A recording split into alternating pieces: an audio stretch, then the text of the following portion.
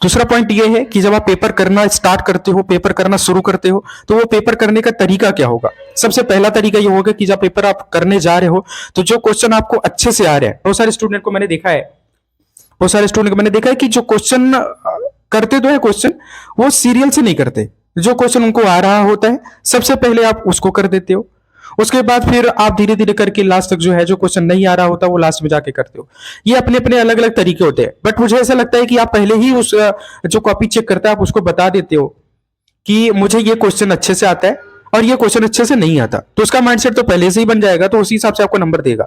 सबसे पहला तरीका होता है कि आप जो पेपर सीरियल से दिए गए तो आप भी सीरियल से करो ना, आप इधर उधर क्यों कर दे हो, आप भी सीरियल से करो, एकदम सीरियल से करो। और करने का तरीका होता है जो क्वेश्चन, मान लो बहुत सारे क्वेश्चन ऐसे होते हैं जो आपको नहीं आ रहे होंगे, तो अगर क्वेश्चन नहीं आ रहा है तो ठीक है कोई बात नहीं, बट जो क्वेश्चन आ रहा है वो परफेक्ट तरीके से सीरियल तरीके से करो, जो नहीं आ रहा है तो बाद में बना के करो।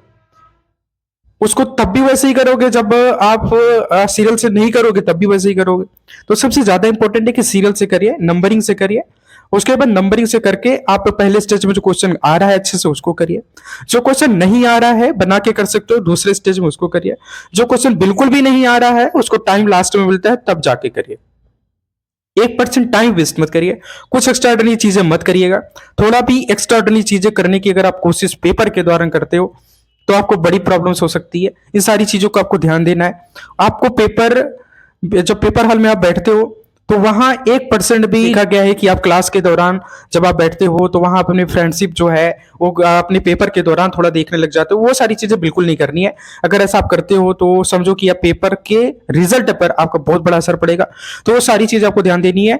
और उसके बाद अभी एक बात और आपको बताऊं, जैसे इंटरमीडिएट वाले हैं या फिर हाई स्कूल वाले जब पेपर दे के आने वाले हो, जैसे इस बार अभी जो टाइम टेबल आया हुआ है उसमें यह है कि जो है बहुत गैपिंग बहुत कम है।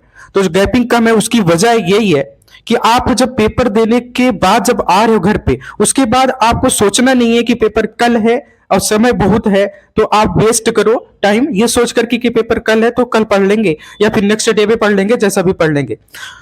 मतलब ये जो आप सोचते हो कि नेक्स्ट डे पे पढ़ लेंगे या फिर अभी मतलब थोड़ा रेस्ट कर लेते हैं, रेस्ट नहीं करना है आपको, रेस्ट 1% नहीं करना। पेपर दे के आना है, रिलैक्स होना है थोड़ा सा, उसके बाद फिर से तुरंत पढ़ना उसी दिन स्टार्ट करना है जिस दिन पेपर दे के आना है। नेक्स्ट डे को आपको बिल्कुल भी नहीं वेट करना है कि नेक्स्ट डे जाकर के पढ़ेंगे। अगर आप नेक्स्ट डे का वेट करोगे तो आप समझो कि पेपर के दौरान का ये जो टाइम आपका जाएगा वो दोबारा नहीं आने वाला। और 3 घंटे 15 मिनट में ही आपको सब कुछ दिखाना है, सब कुछ बताना है कि 3 घंटे 15 मिनट में आप क्या और कैसे कर सकते हो। वही आपकी काबिलियत बताएगा, वही आपका रिजल्ट बताएगा, वही आपका भविष्य बताएगा, वही सब कुछ बताएगा। इसलिए 3 घंटे 15 मिनट मींस कि आपको 1% टाइम नहीं वेस्ट करना है, लिखना है और लिखना है और सिर्फ लिखना है।